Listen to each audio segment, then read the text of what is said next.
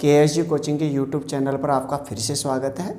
और आमेर के कछवा जो हैं उनके पाठ 15 में आज हम अध्ययन करेंगे दो शासकों का। एक पृथ्वी सिंह, पहला शासक है पृथ्वी सिंह। और पृथ्वी सिंह का जो कार्यकाल था वो था 1768 से लेके और 78। ठीक, तो देखो इनसे पहले हमने किसका अध्ययन किया था? माधव सिंह और ईश्वरी सिंह, ये दो भाई थे। सवाई जय सिंह का कार्यकाल 1700 लेकर 1743। तो उसके बाद में उसने सवाई ईश्वरी सिंह को शासक बनाया 1743 तक, 43 से 50 तक शासक बना। और उन्होंने सरगासुर से लटक के आत्महत्या कर ली। उसके बाद में इनके पिता माधो सिंह बने। और माधो सिंह के बारे में मैंने 2-4 चीज़ें बताई थी। एक तो बंटवाड़ा के युद्ध में कोटा से पराजित हुआ। कामा का युद्ध में इन्होंने किसको पराजित किया? जवाहर सिंह को पराजित किया। इसके अलावा 2-3 निर्माण कार्यों मैंने बताया। एक तो चाकसुल में शीतला माता का मंदिर बनवाया और एक इन्होंने मोती डूंगरी के महलों का निर्माण करवाया। ये तुम्हारे को बेसिकली चीज़ें रट के चलनी है।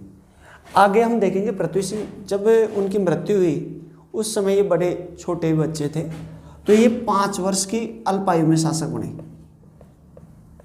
कितने वर्ष में शासक बने? 5 वर्ष शासक बने, पहली चीज़।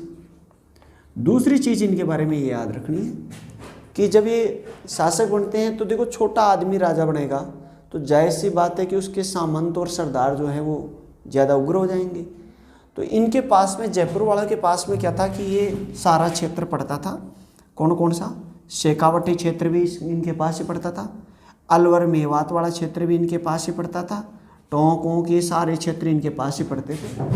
तो यहाँ पे धीरे धीरे विद्रोह चालू हो गया। ठीक है, तो इसके समय मानपुरा माचेड़ी, दूसरा मेवात और तीसरा शेखावटी क्षेत्र में विद्रोह उत्पन्न हुआ। क्या उत्पन्न हो गया? विद्रोह। यहाँ के जो सरदार थे वो इस बात को समझने लग गए कि भाई राजा में कोई दम है नहीं तो अपन कुछ भी कर लेंगे। तो जब विद्रोह हुआ उस विद्रोह को सबसे जो प्रखर रूप देने वाला था वो था प्रताप सिंह नारू का। कौन सा नारू का? प्रताप सिंह। तो प्रताप सिंह नारूका ने मेवात क्षेत्र में विद्रोह किया। कहाँ किया? मेवात। मानपुरा माचेड़ी और मेवात क्षेत्र को दोनों तरीके से, मानपुरा माचेड़ी को तो इसने जीत ही लिया था। अब विवाद जब बढ़ रहा था तो उस समय इनका राजा कौन था? हाकिम कौन था? इनके निर्णय कौन करता था? मुगल बादशाह। कौन करते थे? मुगल बादशाह।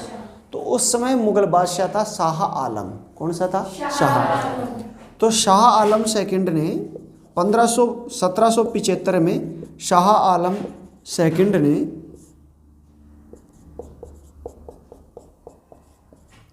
मेवात को अलग रियासत बना दिया। मेवात को क्या कर दिया? पृथक रियासत बना दिया। ठीक है भाई, ये आप जो है प्रताप सिंह नारूका को सौंप दी कि आप इस पे अपना काम करो, यहाँ पे रहो, बस हमारे को ज़्यादा दुखी मत करना, आराम से अपना कार्यभार संभालो। प्रताप सिंह नारूका मेवात क्षेत्र का राजा बनता है। लेकिन मेवात क्षेत्र में वो अलवर को अपनी राजधानी बनाता है। किसको राजधानी बनाता है? अलवर। तो अलवर राज्य की, यहाँ पे इस पे केवल एक ही प्रश्न पूछता है, अलवर राज्य की स्थापना के समय जयपुर का शासक कौन था?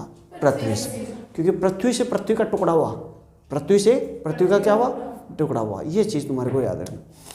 तो प्रताप सिंह ने, यहाँ पे नीचे लिखना, प्रताप सिंह ने अलवर को अपनी राजधानी बनाई। अलवर को क्या बनाई? अपनी राजधानी बनाई। ये इसके बारे में याद रखना। और इसके बारे में कोई खास बात है नहीं। इसके अलावा शेखावटी क्षेत्र, ये जो तमाम चीज़ें थी ये धीरे धीरे इससे पृथक हो गई। लेकिन वहाँ पे इनके नीचे सामंत थे, लेकिन ये तो पृथक रियासत बन गई थी। ठीक है, तो 1775 में अलवर का ये थोड़ा ध्यान रखना। इसका आप एक स्क्रीनशॉट ले लीजिए। अब पृथ्वी सिंह के बाद में इनका छोटा भाई राजा बनेगा जिनका नाम था प्रताप सिंह। सवाई प्रताप सिंह इनका छोटा भाई था। और इनका कार्यकाल जो था 1778 से 1803। सवाई प्रताप सिंह बड़ा ज़बरदस्त राजा था। पहली चीज तो पृथ्वी सिंह का छोटा भाई था क्या, स्वयं प्रताप सिंह ही तो है, अच्छा प्रताई है, प्रताप सिंह है, स्वयं प्रताप सिंह ये राजा बनता है। तो इसके बारे में 2-4 चीज़ें मैं आपको बताता हूँ। पहली चीज़ तो ये कि जब ये राजा बनता है उस समय क्या है कि ये सल्तनत बहुत कमज़ोर हो गई थी। तो पहले तो घर के आक्रमण होते हैं, और घर के आक्रमण होते हैं फिर कौन से आक्रमण चालू हो जाते हैं, बात समझ रहे हो। तो यहाँ घर का आक्रमण पहले हो चुका था, मेवात हो गया, शेखावटी क्षेत्र हुआ, या टोटे टोटे हो रहे थे। तो अब इनके ऊपर 1780 ईस्वी में आक्रमण करता है मुगल सेनापति नब्ज खान। कौन आक्रमण करता है, मुगल सेनापति नब्ज खान। और जब नब्ज खान आक्रमण करता है तो इस आक्रमण से अब मुगलों का सामना करने की इनकी क्षमता नहीं थी। एक तरफ तो सवाई जयसिंह इतने खतरनाक आदमी थे कि राजाओं को हटा के राजा निर्मित कर रहे थे, अब इनकी हिम्मत नहीं है। तो यहाँ क्या हुआ कि इनका एक दीवान था, दीवान का नाम था खुशहाली राम। कौन सा हाली, खुशहाली। तो खुशहाली राम ने समझौता किया,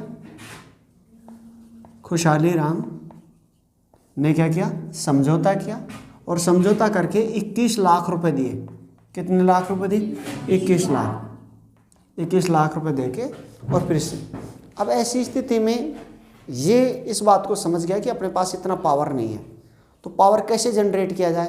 तो ये मजबूत जो है संबंध बनाना सॉरी चालू किया इन्होंने, और इसी क्रम में इन्होंने अपनी पौत्री का विवाह किया। किसका विवाह किया, पौत्री का विजय सिंह से, मारवाड़ के विजय सिंह से विवाह किया। मारवाड़ का राजा विजय सिंह आपको याद आ रहा है क्या। तो इनके बारे में मैंने आपको बताया कि इनको जहांगीर का नमूना कहा जाता है, और इनकी जो पासवान थी गुलाब राय, उनको क्या कहा जाता, नूरजहां। और ये पासवान के चक्रों में अपने बड़े पोते भूम सिंह को राजा नहीं बनाना चाहते थे, छोटे पित्र मान सिंह, पौत्र सन्यासी राजा मान सिंह को राजा बनाना चाहते थे। ये चीज़ मैंने वहाँ पे थोड़ा डिटेल से बता दी थी। तो ये वही मान सिंह है, विजय सिंह है, जिनसे उनकी पोती का विवाह हुआ। दोनों का संबंध, गठबंधन थोड़ा मजबूत हुआ। अब क्या हुआ कि 1787 में एक युद्ध हुआ, इसको रट लेना, जिसे कहते हैं तुंगा का युद्ध। कौन सा युद्ध, तुंगा। ये तुंगा का युद्ध जब आया था RS एग्जाम में, तो ये मेरा गलत हुआ था, इसलिए मैं बार बार कहता हूँ कि इसको आप रट लेना। ये कई बार एग्जामों में पूछा जा चुका, हर बार पूछा जाता है। तुंगा के युद्ध की अगर बात की जाए तो एक तरफ तो अपना था सवाई प्रताप सिंह, और इनके साथ दे रहे थे इनके समधी जी। समधी जी का नाम क्या था, विजय सिंह जी, मारवाड़ के विजय सिंह।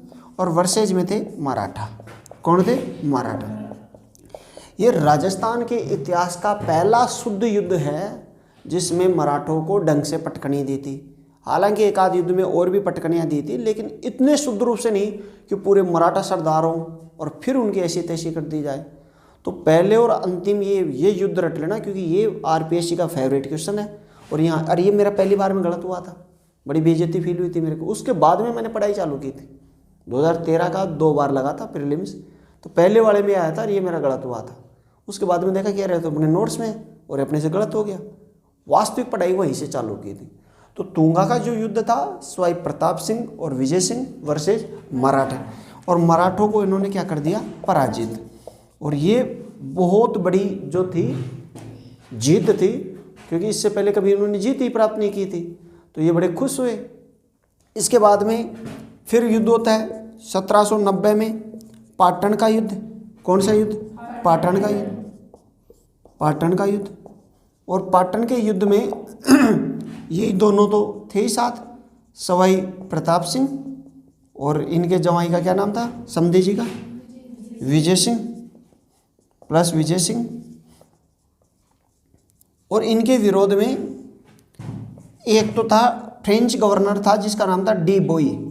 कौन सा बोई, डी बोई, जिसे लड़ाकू चेरी भी कहा जाता है। और एक लकदा दादा। कौन सा दादा, लकदा दादा। लकदा दादा ये मराठों वाला था, और ये दोनों बड़े खतरनाक आदमी थे। दोनों ने घुमा घुमा के मारा इन दोनों को। विजय सिंह धोखा करके निकल गया, तो ये हार जाते हैं। आपसी अविश्वास के कारण इनकी क्या हुई, हार हुई। और ये जब हार होती है तो बड़ी बेइज्जती होती है इन दोनों की। और जाके 5 जनवरी 1791 को ये मराठों से हार के कारण एक संधि करते हैं जिसे कहते हैं सांबर की संधि। कौन सी संधि, सांबर की संधि। और सांबर की संधि जो हुई थी वो 2 से हुई थी, एक तो मराठों से और सवाई प्रताप सिंह से, और दूसरी जो हुई थी मराठों से और तुम्हारा विजय सिंह से, दोनों से अलग अलग की थी। तो इसका आप एक स्क्रीनशॉट ले लो। यहाँ तक इसका जो राजनीतिक वर्चस्व है इसके बारे में हमने डिटेल से देख लिया। अब इसका जो सांस्कृतिक वर्चस्व है वो अपन नेक्स्ट पार्ट में देख लेंगे, क्योंकि इसके ऊपर जो क्वेश्चन आते हैं वो या तो तुंगा के युद्ध आएगा या फिर इसके सांस्कृतिक वर्चस्व में सबसे ज़्यादा प्रश्न बनते हैं। तो आज के एपिसोड में इतना है। बोले आज के आनंद की, बोले मातेश्वरी सरस्वती मैया की, बोले तीनों लोग के देवी देवता की। ले लो ये स्क्रीनशॉट। ये दीवान है, दीवानी नहीं है। और पौत्री का विवाह, यहाँ विवाह लिख लेना। अब ले लो स्क्रीनशॉट।